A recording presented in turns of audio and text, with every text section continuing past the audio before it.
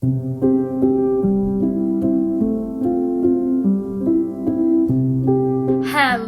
my beautiful.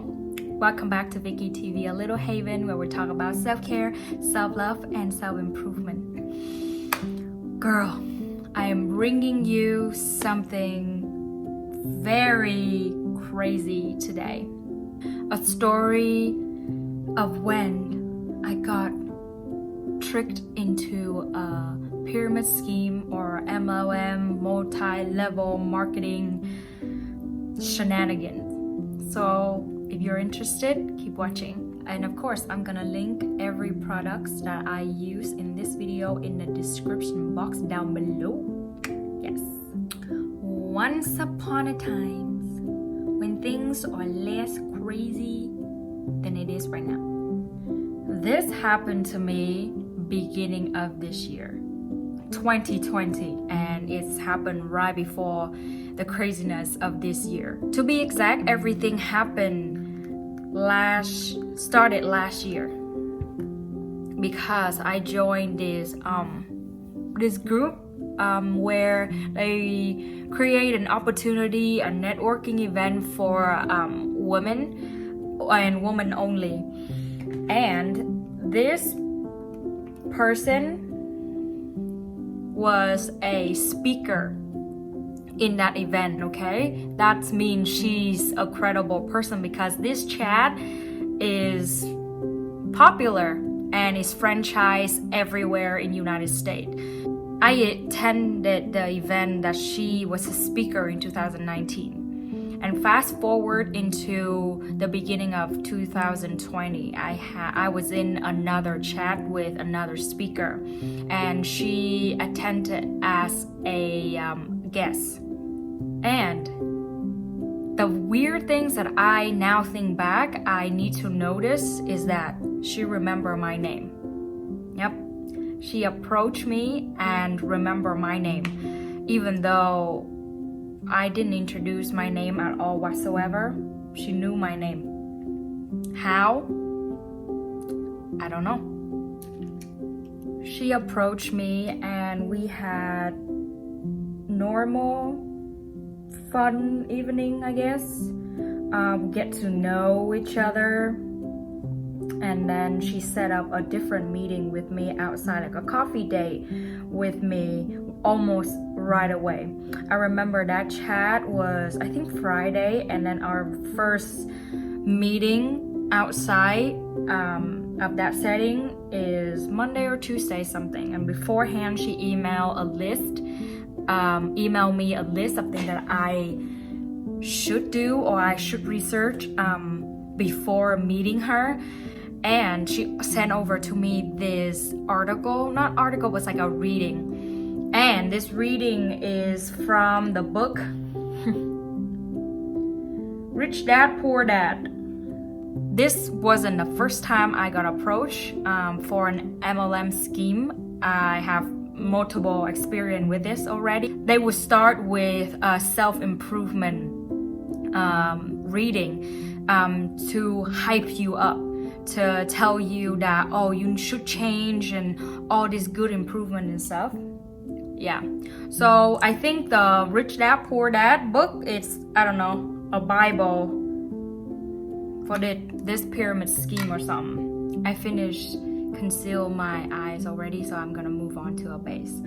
I was genuinely approached this network, this relationship, because where I live is very hard to make friends, let alone having a speaker of an event approach you, remember your name, and introduce you to this opportunity. Perfect setting, right? So I went ahead and read it without thinking anything of it until the very first meeting. And we sat in a coffee shop for a membership coffee shop, okay? That's to show, now that I think back, I didn't think she purposely picked that to show you the credible and what you can potentially have joining under her. after we met the first time, I went home and she sent me this email, recapped everything, and sent me another piece, sort of like another bait into a deeper layer before she invited me to an official meeting with her superior, so that this person can explain more how the system work, the ranking work.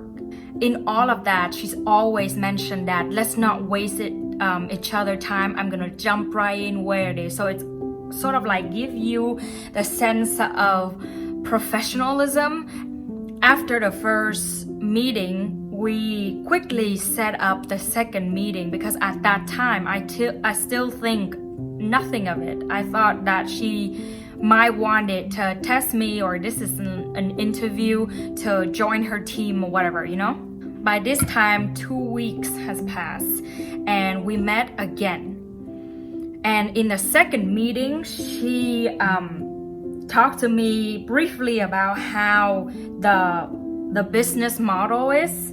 And I kid you not, she even covered this and she said that, well, I think you might think of this as pyramid scheme, but it's not, because essentially this is what we are helping each other out, and then it's going to be the future of side hustle, that like you gotta work smarter and not harder and all of that pitch. As she speak to me, the more she explained about it, this run through my head. What you want, what you really, really want. Because I can sniff it out right away what she is doing. And I do not encourage this, but this is what I did. I went ahead and went with her and let she think that she got me hooked. So she finally invite me to this VIP meeting so that I can meet her superior. So another email before that VIP meeting, and she instructed me that I'm gonna meet at one location and then we going to drive to the destination, and she would not give me the address. She's like, oh yeah, it's better if you go with somebody because I can't be there, and that person will introduce you to the group. I want to make sure you're taken care of, like all of that. So on the day of, I arrive at the destination at 7. And there's a person that's waiting for me there. A person that waiting for me there in the parking lot. And it was a Starbucks parking lot. It's like generic place so that, you know, everybody can find it. So I got there, and as we about to leave, I told them, that group, that I'm not comfortable leaving my stuff here because I just got home from work and I don't want to leave my stuff in the car unattended. Unless you're giving me an address, I will go there myself, or else I'm not going. So the person that was waiting for me with, you know, other people, because in the car, if I join them too, it will be 5 people in total. So by this time, I'm driving my car, right? And they drove separately. I sent the address to my boyfriend because I already told him and told everybody where I'm gonna be, and I told them the story that I'm telling you today for them to know what is going on. So I sent the address to my boyfriend right away and asked him to track me the whole time to see if I'm still there. And as we driving to this house, they purposely missed a turn so that we turn around and, you know, took a long way round instead of a regular round. And then we go down this hill that is like completely dark. There's no street light or none whatsoever. So we park at this street parking and then walked into the house. And as I walked in this house, there are like a big group of people already there to greet me, and they were so warm and welcome, and making sure that everybody guest is taken care of and nobody left behind or alone. And please don't hate me when I said this, but that room is full of minority people. I'm talking about Asian, African American, or African, Mexican, because all of them, I try to speak with as many people as possible, because walking in here is like a social experiment for me. I wanted to hear what they have to say, what is the pitch that they use to lure these people in. I'm blending my eyes out, so don't worry. So the night continued, and when the speaker arrived, I kid you not, they were so excited, like a cult leader had just arrived. It's exactly like that. And let me describe this person to you guys. This person wore a nice suit on with a handkerchief on inside his pocket, and he wore this cowboy boot that is gold lining, and then you can hear this like sound as he walks in the wood floor. And on his pinky, he wore this huge gold ring. If you watch a mafia movie, like especially Italian, however they portray a mafia in there, it is exactly how this guy looked like. I was so shocked, like I was about to laugh a couple times, because I thought to myself, what the heck did I get myself into? You know, but you know, I've come this far. I wanted to see how this play out. As this speaker spoke, he is talking about how special we are being invited by this incredible team that he have. And we need to know that this is a selective group and not everybody is invited to this group, and we need to know how lucky we are knowing these people. And then is that he told all of this heartfelt story about, you know, how he wanted change and he's willing to do that, but nobody believed in him. So despite everything, he still overcome it and become the top where he is right now after 5 years, and bring out all of this number that we're gonna get so to 6 figures so fast if we found this many people underneath us. And they're gonna mentor us, and we have, of course, having to pay membership, because all of these people is already successful and you pay for their time, kind of thing. And as he was talking and presented, I scanned the room. I was looking at everybody, and I noticed that there's a couple people standing in front of the door, in front of the entrance, to make sure that no one left. And everybody who brought guests were standing around. Only guests were seated. Yeah. I sat there and took note. Instead of showing the reaction on my face, I wrote it down on a piece of paper. And towards the end, the speaker asked members in the group to share their story, why they were there. And you're talking about college student, newlywed parents, struggle parents, all walks of life. This girl came up and managed to cry as she told her story. You can tell when somebody emotion is genuine and when is forced or script to be there. Girl, that's a bad acting job. Yeah. Later on, at the end of the event, I came up closer to this guy, shook his hand, and asked him this: how long have you been doing this? And he's like, yeah, I'm like very credible. I speak at a lot of events and stuff. And I'm like, why don't you guys manage to host this in like an actual, I don't know, a convention room at the hotel or something? Like, why are you hosting it here? And he's like, oh yeah, it's more intimate. I want everybody to have a closer space to speak with each other and stuff like that. And I'm like, but with what you said, you made enough to rent a room that is not a house.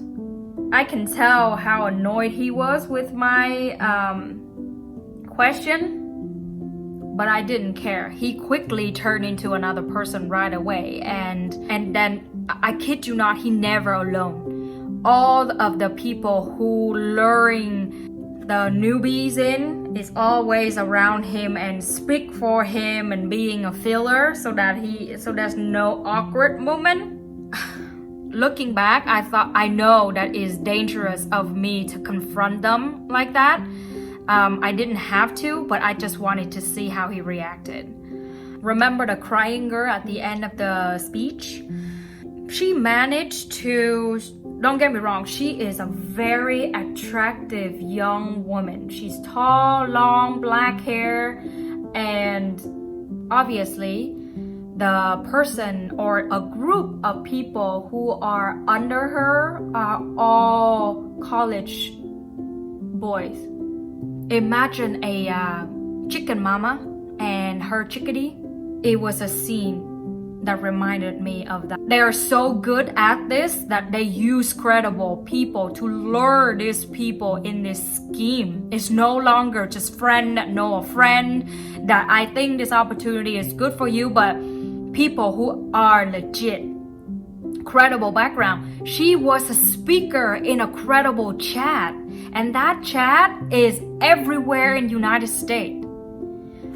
How can you not think that that was an opportunity for you to get to know somebody like that? The whole evening is not done until 10:30. It was late. My boyfriend started to get worried. The evening is finally done. I walked out of my car and start heading home at like, I think 10:30-ish, almost 11. I got home at 11:30, I remember. It's quite far away from my house. I didn't know what I was thinking, but you know, had I not tried it out, I would not have an opportunity to share this story with you. I cannot believe that 2020 already, and this is still around. This is still a thing. So I went home and she emailed me right away. And she asked me, how was it? Did you like it? What did you learn from it?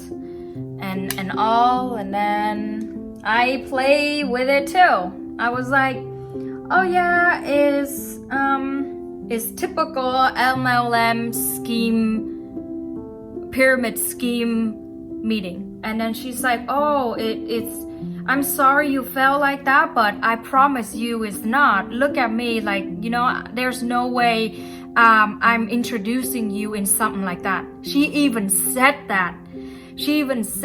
That's just how terrified this experience is, because everything is just so legit. You think that you're crazy not taking this opportunity, but this is what it is.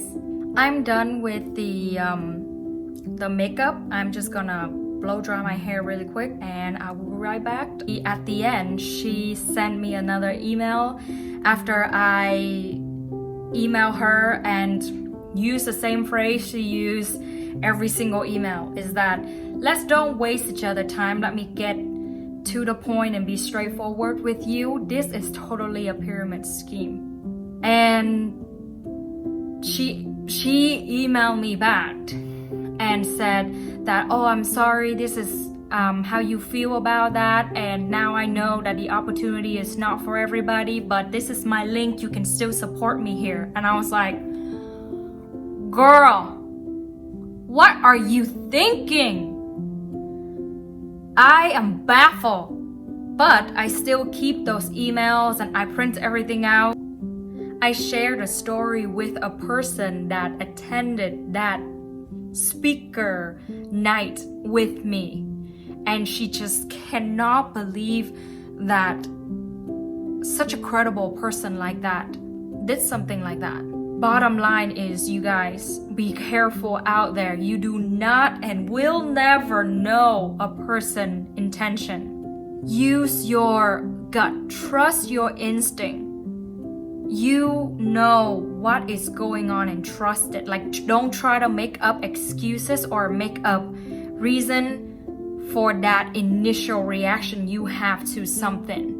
Thank you so much for getting ready with me. I know it's a crazy story, and I have more of those stories to share with you. And if you like this video, don't forget to subscribe to my channel and click the bell notification for future video.